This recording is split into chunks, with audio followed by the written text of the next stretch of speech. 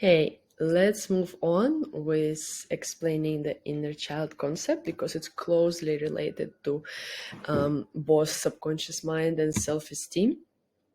So, as I said before, childhood before the age of 7 is a critical period for the establishment of self-esteem. And our subconscious mind is a conscious mind of a child before the age of 7. So before the age of 7 is a very critical time of creating our foundation for the subconscious mind, and as well as self-esteem. So our subconscious mind is a conscious mind of a child before the age of 7 again. Yeah. So basically, in this time, what happened with us is directly affecting our self-esteem in the future. What strengthens us and what weakens us during these periods? So, strengthen us are the situations in which we felt accepted and loved by the people we were closest to. So our parents, our grandparents, our aunties, our brothers and sisters, our care providers. If we feel loved, supported, safe, then we become stronger. Also strengthen us positive beliefs such as I'm okay, I'm fine, I'm appropriate, I'm capable. Like what I feel is okay. While the thing which will weaken us in our childhood experience is with situations in which we feel out of place and rejected. If we feel unsafe with the primary caregivers, if we feel unloved, if we feel rejected, if we feel not a part of the group. Also, if we have this feeling that I'm not, a negative belief that I'm not okay, that I'm not appropriate, I don't belong here, I'm not capable. So all these beliefs before the age of 7, they highly impact our level of self-esteem in the adult age. And here I would like to mention the topic about mirrored self-esteem. So we develop self-esteem through the behavior of our guardians.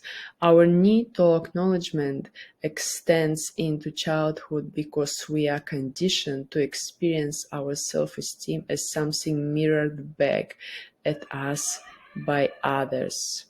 So what happens here is that in a childhood we have our main family caregivers telling us how do they feel about us, are we appropriate or not. Let's say the child is crying about the some minor injury, and the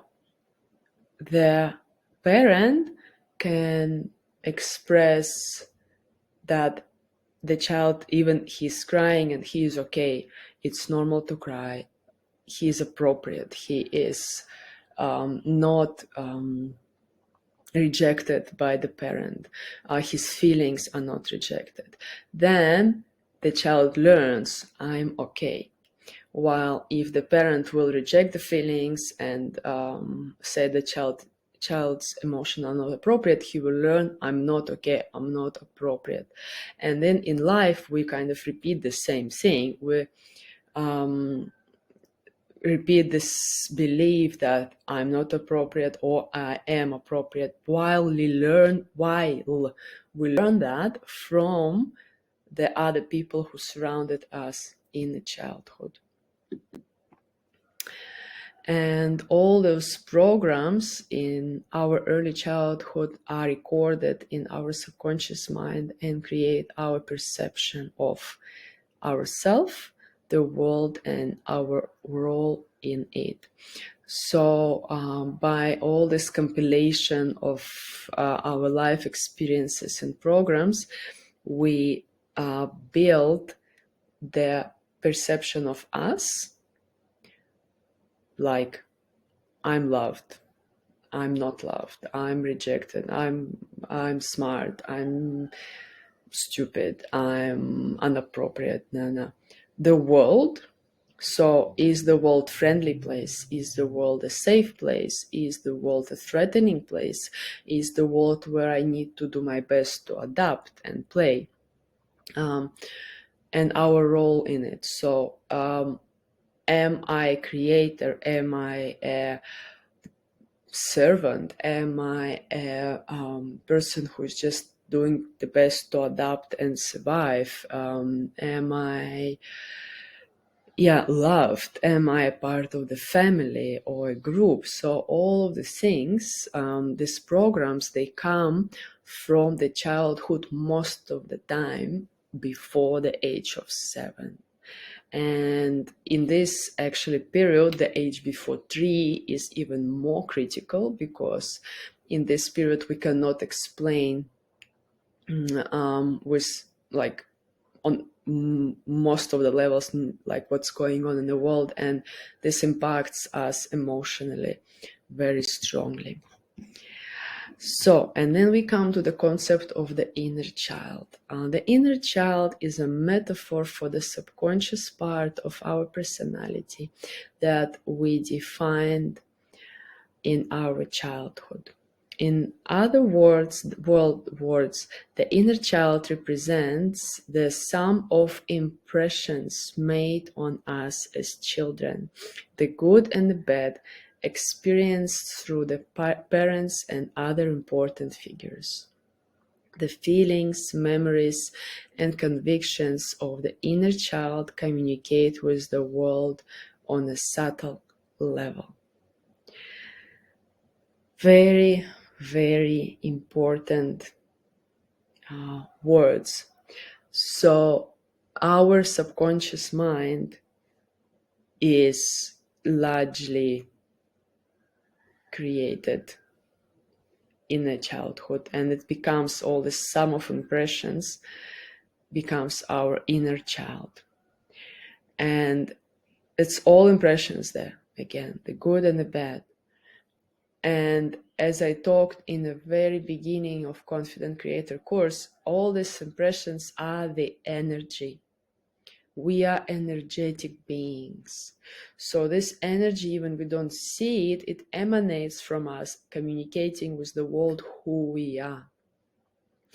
And other people the same. So it's basically we are this energetic octopuses, bulbs, communicating with each other who we are without even consciously understanding.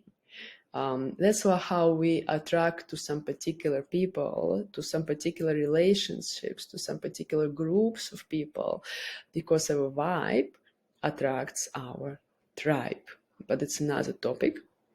It's just to touch a little bit this energetic part of our being, that all these emotions, all these beliefs, all these perceptions, all these experiences, they compounded in our subconscious mind, creating this 80% of our psyche that affects our life in the future. So here what I wanted to say exactly, the conscious mind is 20% and the subconscious mind is 80%, and large part of the subconscious mind is our childhood experiences. Yeah.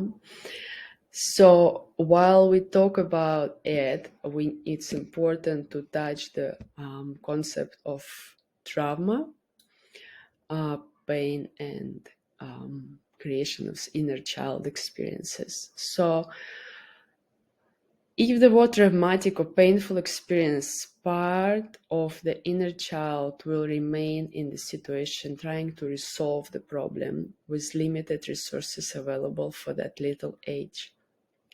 That's exactly what I taught before.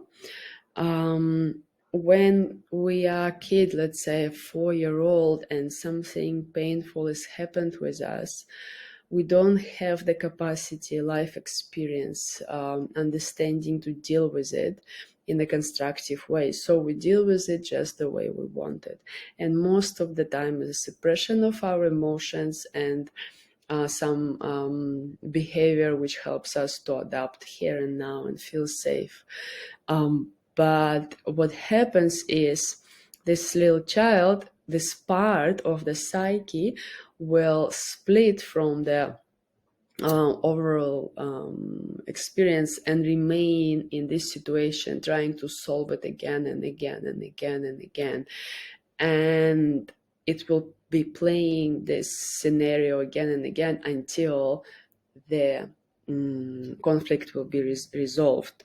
But saying that, very rarely we are conscious enough to bring our attention back to that moment and resolve our perception of this conflict in a constructive way. So that's why work with the subconscious mind is so important, because it allows us to find the new solutions for this inner child and give yourself support needed so you can move forward and you don't keep this wounded inner child in your psyche for all your life. It will become a happy inner child instead.